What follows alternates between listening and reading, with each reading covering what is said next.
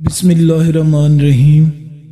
دوستو السلام علیکم۔ یوٹیوب چینل عبداللہ برادرز پر خوش آمدید۔ دوستو اگر آپ چینل پر نئے ہیں اور آپ نے چینل کو سبسکرائب نہیں کیا تو اسے سبسکرائب کر لیں اور ساتھ موجود بیل کے آئیکن کو دبا لیں تاکہ ہماری ہر آنے والی نئی ویڈیو آپ تک پہنچتی رہے۔ دوستو آج کی ویڈیو میں ہم ابلیس کی نسل کے بارے میں بات کریں گے۔ ابلیس کی نسل کی ابتدا جس جن سے ہوئی اس کا نام تارانوس کہا جاتا ہے۔ تارانوس ابلیس سے 1,44,000 سال قبل دنیا پہ موجود تھا۔ تارانوس کی نسل تیزی سے بڑھی کیونکہ ان پہ موت طاری نہیں ہوتی تھی اور نہ بیماری لگتی تھی، البتہ چونکہ یہ آتشی مخلوق تھی تو بہت زیادہ سرکش تھے۔ جنوں کی اس نسل کو پہلی موت فرشتوں کے ہاتھوں ان کی پیدائش کے 36,000 سال بعد آئی، جس کی وجہ ان کی سرکشی تھی۔ یہاں پہلی بار موت کی ابتدا ہوئی، اس سے پہلے کبھی موت کسی کو نہیں ہوتی تھی۔ بعد میں چلپانیس نامی ایک نیک جن کو جنات کی ہدایت کا ذمہ سونپا گیا اور وہی شاہ جنات قرار پایا۔ اس کے بعد ہاموس کو یہ ذمہ داری دی گئی۔ ہاموس کے دور میں ہی چلیپا اور ابلیس کی پیدائش ہوئی۔ یہ دونوں اپنے وقت کے بے حد بہادر جنات تھے اور ان کی قوم نے چلیپا کو شاشین کا لقب اس کے شیر کے جیسے سر کی وجہ سے دیا۔ ان دونوں جنات کی وجہ سے ساری قوم کہنے لگ گئی کہ ہمیں اس وقت تک کوئی نہیں ہرا سکتا جب تک شاشین اور تبلیس ہمارے درمیان موجود ہیں۔ ان دونوں کی وجہ سے ہی قوم کے جنات آسمان تک رسائی کرنے لگے اور تیسرے آسمان پر جا کر شرارت کرتے تھے۔ تو ایسے میں حکم الہی سے فرشتوں نے ان پر حملہ کیا اور عبرتناک شکست دی۔ اس دوران جب حضرت عزرائیل علیہ السلام کو ابلیس نے دیکھا تو سجدہ میں گر گیا۔ ابلیس شروع سے ہی ایک نڈر اور ذہین بچہ تھا، اس میں باپ کی بہادری اور ماں کی مکاری کوٹ کوٹ کر بھری ہوئی تھی۔ اس نے ملائکہ کے ساتھ جا کر توبہ کا باقاعدہ اعلان کیا اور پھر فرشتوں سے فیض علم حاصل کرنے لگا۔ علم حاصل کرنے اور ریاضت کا یہ عالم تھا کہ پہلے آسمان پہ عابد، دوسرے آسمان پہ زاہد، تیسرے آسمان پہ بلال، چوتھے آسمان پر والی، پانچویں آسمان پر تقی اور چھٹے آسمان پر قبازان کے نام سے مشہور ہوا۔ یہ وہ وقت تھا جب یہ فرشتوں کو سکھاتا تھا۔ ساتویں آسمان پہ ابلیس بقائے نور میں رہا۔ ہفت افلاک کے سب ملائکہ کا معلم قرار دیا گیا، یہاں تک پہنچ کر ابلیس نے اپنی عاجزی اور ریاضت کی انتہا کر دی تھی۔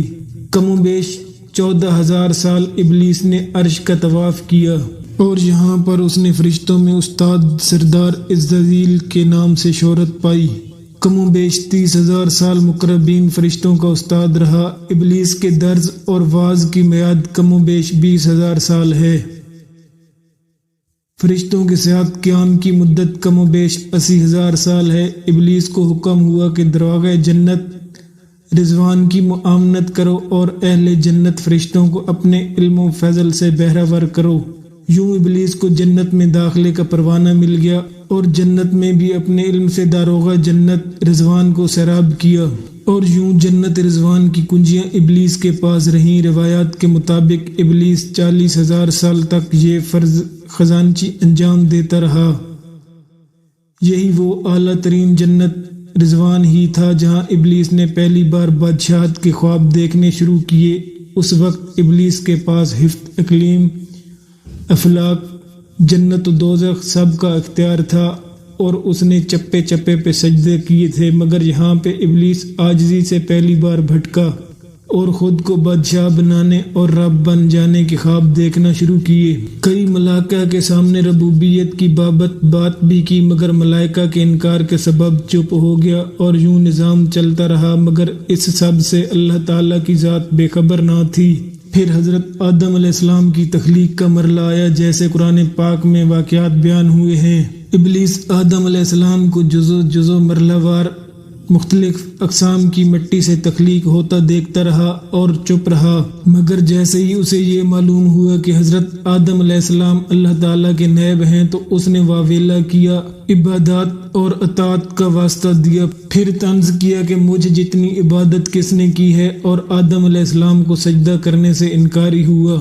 तब अल्लाह ताला ने कहा, निकल जा शैतान मरदूद। लानती करार पाने के बाद इबलीस ने अपनी इबादत और रियाजत का रब करीम से इवज़ मांगा, जिस पर अल्लाह ताला ने इबलीस को एक वक्त मालूम तक मोहलत फराम की। इस पर इबलीस ने औलाद आदम को सिरात मुस्तकीम से भटकाकर अपना पैरोकार बनाने का दावा किया, जिस पर रब करीम ने फरमाया कि जो मुत्तकी और परहेजगार होंगे तो उनको तू गुमराह नहीं कर पाएगा।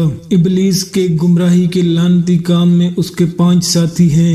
इसके पहले नंबर के साथी के इख्तियार में मुसीबतों का कारोबार है, जिसमें लोग वावेला करते हैं, गिरबान फाड़ते हैं, मुंह पे तमाचे मारते हैं और जाहिलियत के नारे लगाते हैं। इसके दूसरे साथी का काम लोगों को बदकारी और बद्दी का मुर्तकिब करना है और बद्दी को लोगों पे अच्छा और पसंदीदा करके दिखाना है। इसके तीसरे साथी का काम झूठ और द्रोह पे मामूर है, जिसे लोग कान लगा कर सुने। ये इंसानों की शक्ल बनाकर उनसे मिलता है और उन्हें फसाद बर्पा करने की झूठे खबरें सुनाता है। इसका चौथे नंबर का साथी आदमी के साथ घर में दाखिल होता है और घर वालों के ऐब दिखाता है और आदमी को घर वालों पे गजबनाक करता है।